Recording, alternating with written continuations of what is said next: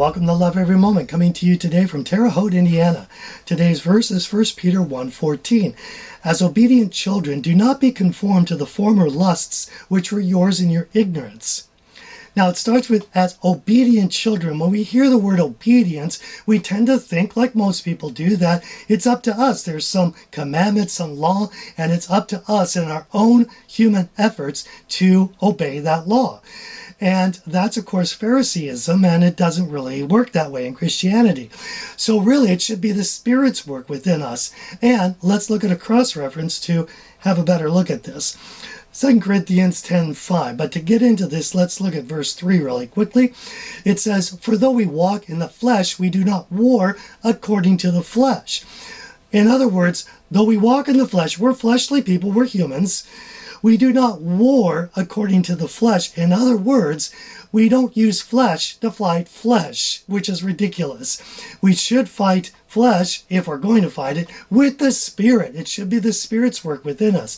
Now, verse 5, "We are destroying speculations and every lofty thing raised up against the knowledge of God. And we are taking every thought captive to the obedience," there's that word, "of Christ."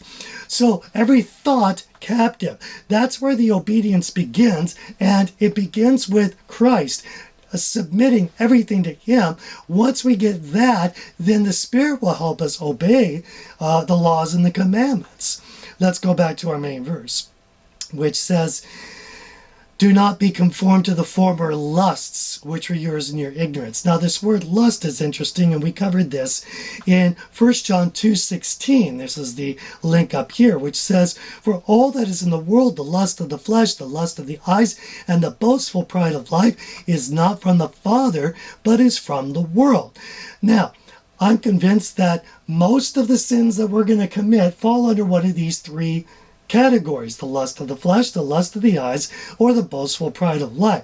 Now, I see the lust of the flesh as fulfilling the wants or desires, or needs or desires of the body through ungodly means, such as abusing food, abusing drink, abusing sex, abusing drugs, etc. Now, John wrote this to combat a movement in the church that was called Gnosticism, which basically said that we worship God only in our minds or in our spirit and not with our flesh. So we could do anything we want with our flesh. They would say you could commit fornication and it's okay as long as we love Him with our minds. Well, John's saying that's ridiculous. That's the lust of the flesh, and it's wrong. The next lust I see in the prosperity movement, that's the lust of the eyes.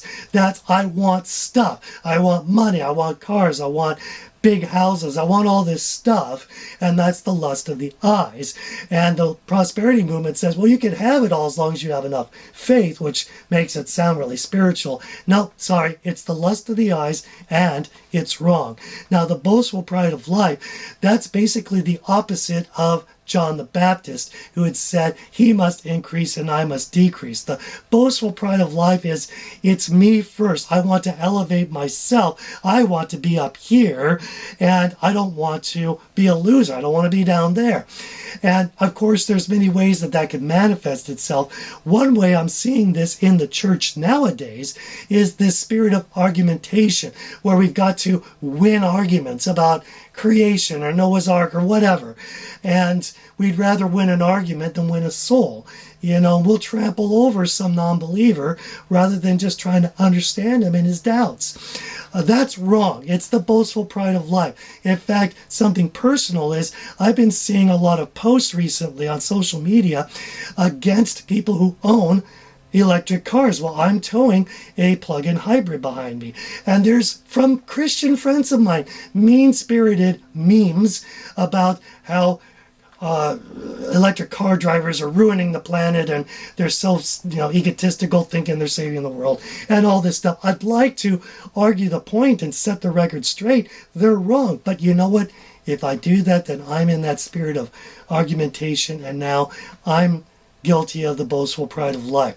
Instead, let me love him. Say, if you feel that way, brother, that's fine. I still love you. Because if we love every moment, then we're going to love every moment. I'm your average Dretch, and I hope you have a great week.